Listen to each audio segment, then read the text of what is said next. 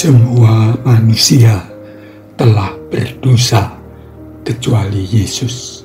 Jadi, bagaimana bisa ke surga?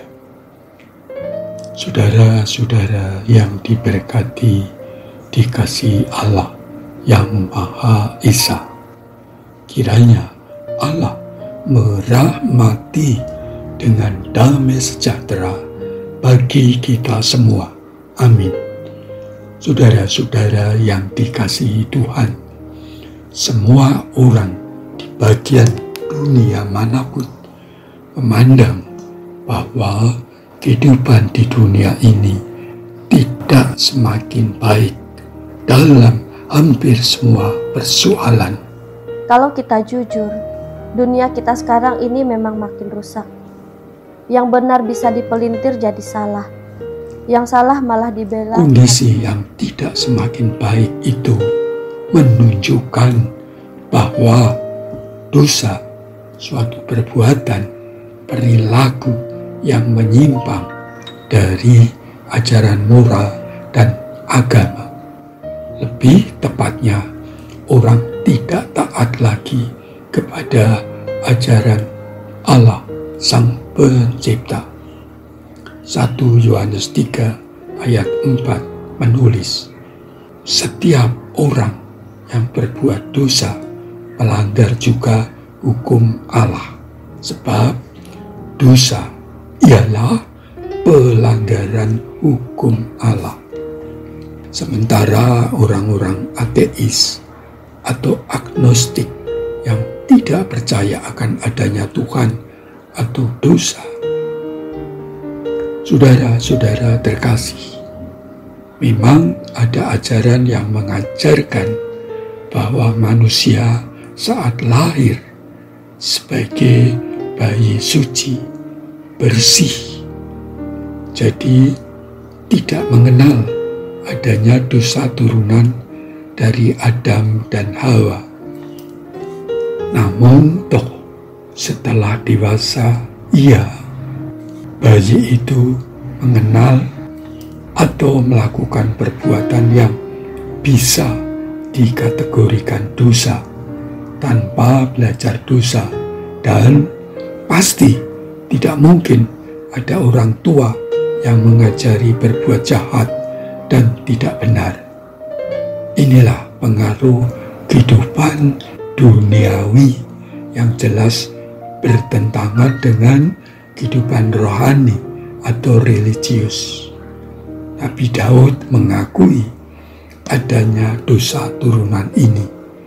Mazmur 51 ayat 7. Sesungguhnya dalam kesalahan aku diperanakkan, dalam dosa aku dikandung ibuku.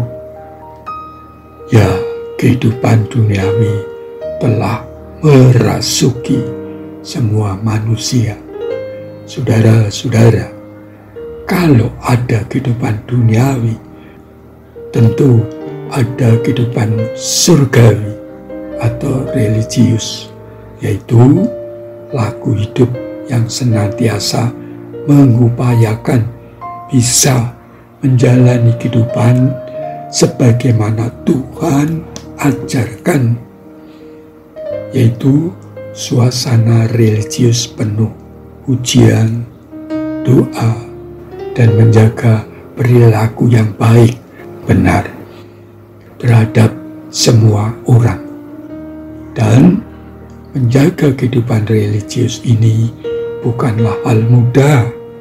Buktinya, banyak orang mengakui beragama, tetapi yang malah munafik, hipokrit. Yesus Kristus sendiri mengatakan, celakalah kamu, hai ahli-ahli Taurat dan orang-orang Farisi, hai kamu orang-orang munafik, sebab kamu sama seperti kuburan yang dilabur putih, yang sebelah luarnya memang bersih tampaknya, tetapi yang sebelah dalamnya penuh tulang belulang dan berbagai jenis kotoran. Matius 23 ayat 27.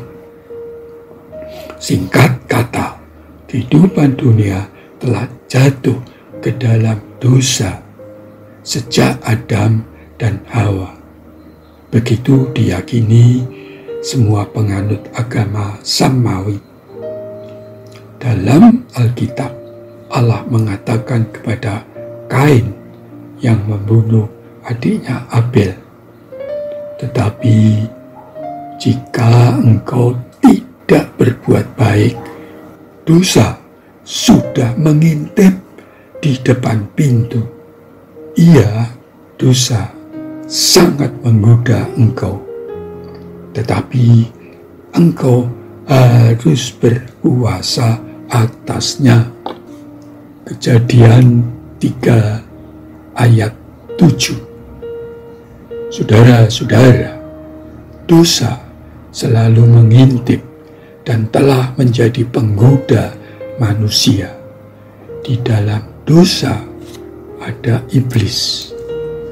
Rasul Petrus mengatakan, "Sadarlah dan berjaga-jagalah, lawanmu si iblis berjalan keliling sama seperti singa yang mengaum-aum dan mencari orang yang dapat ditelannya." 1 Petrus 5 ayat 8.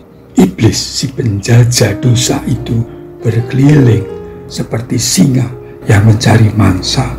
Ya, dosa identik dengan berbagai bentuk kejahatan-kejahatan, sehingga Daud menulis, "Tuhan memandang ke bawah dari surga kepada anak-anak manusia untuk melihat apakah ada yang berakal budi dan mencari Allah. Mereka semua telah menyeleweng, semuanya telah bejat, tidak ada yang berbuat baik, seorang pun tidak." Mazmur 14 ayat 2 dan 3. Paulus juga mengatakan, "Tidak ada seorang pun yang berakal budi, tidak ada seorang pun yang mencari Allah. Semua orang telah menyeleweng. Mereka semua tidak berguna, tidak ada yang berbuat baik, seorang pun tidak. Kerongkongan mereka seperti kubur yang ternganga. Lidah mereka merayu-rayu, bibir mereka mengandung bisa, mulut mereka penuh dengan sumpah serapah, kaki mereka cepat untuk menumpahkan darah. Keruntuhan dan kebinasaan mereka tinggalkan di jalan mereka, dan jalan damai tidak mereka kenal. Rasa takut kepada Allah tidak ada pada orang itu. Roma 3 ayat 11 sampai 18. Saudara-saudara terkasih, dosa dan dosa telah merasuki dunia ini seperti disebut ayat di atas tadi. Mereka semua telah menyeleweng, semuanya telah bejat, tidak ada yang berbuat baik, seorang pun tidak. Tidak seorang pun yang berbuat baik dalam arti hidup suci sepenuhnya. Hanya manusia Yesus yang tidak berdosa, karena Yesus adalah firman Allah yang menjadi manusia. Yohanes 1 ayat 14. Yesus sendiri minta bukti kalau ia berbuat dosa. Katanya, "Tetapi karena aku mengatakan kebenaran Allah kepadamu, kamu tidak percaya kepadaku. Siapakah di antaramu yang membuktikan bahwa aku berbuat dosa?"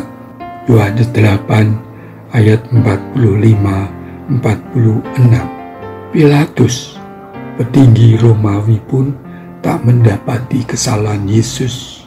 Lukas 23 ayat 22.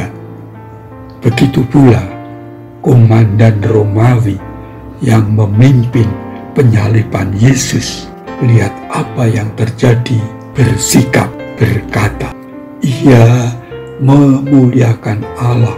Katanya, "Sungguh orang ini adalah orang benar." Lukas 23 ayat 47. Saudara-saudara yang dikasihi Allah, karena ternyata tidak ada orang yang benar yang akibatnya tidak berkenan kepada Allah, sebab telah berbuat dosa. Sebab upah dosa ialah maut. Roma 6 ayat 23, kematian kekal. Namun Yesus yang tidak berdosa telah dijadikan berdosa. Artinya dosa-dosa manusia itu ditimpakan pada Yesus melewati penyaliban sebagai bentuk korban penebusan dosa, sehingga dosa manusia sebesar apapun akan dihapus oleh darah Yesus di kayu salib. Kalau dikatakan upah dosa adalah maut, maka Yesus menjalani maut itu di kayu salib, supaya manusia tidak lagi hidup dalam dosa, tetapi telah diperbarui melalui Roh Kudus yang menyertai dan mengajar hidup dalam kebenaran. Selain ada penyertaan melalui kuasa Allah dan kuasa Yesus yang tidak terlihat tetapi dapat dirasakan. Karena itu, orang yang percaya kepada Yesus kelak akan masuk surga karena sudah ditebus dari kuasa dosa, dijamin sepenuhnya asal taat dan setia dengan ajaran Yesus. Ada ayat-ayat eksklusif yang menyatakan kebenaran Yesus ini sebagai utusan Allah sejati. Yesus antara lain katakan, "Akulah jalan dan kebenaran dan hidup. Tidak ada seorang pun yang datang kepada Bapa kalau tidak melalui aku." Yohanes 14 ayat 6 adalah kebenaran Allah, dan akan hal ini Yesus mengatakan, inilah hidup yang kekal itu di surga, yaitu bahwa mereka mengenal Engkau satu-satunya Allah yang benar dan mengenal Yesus Kristus yang telah Engkau utus. Yohanes 17 ayat 3. Dengan mengenal dua pribadi, Allah dan Yesus secara benar, akan diperoleh hidup kekal. Karena mengenal satu-satunya Allah yang benar dan mengenal satu-satunya Yesus yang diutus secara khusus untuk menyelamatkan manusia. Saudara-saudara yang dikasihi Allah, bagaimana dengan orang yang tidak percaya kepada Yesus, yang tidak mau menerimanya? Kata Yesus, barang siapa tidak percaya, ia telah berada di bawah hukuman, sebab ia tidak percaya dalam nama Anak Tunggal Allah. Yohanes 3 ayat 18. Jadi orang yang tidak percaya telah berada di bawah hukuman. Mohon maaf, 1000 maaf.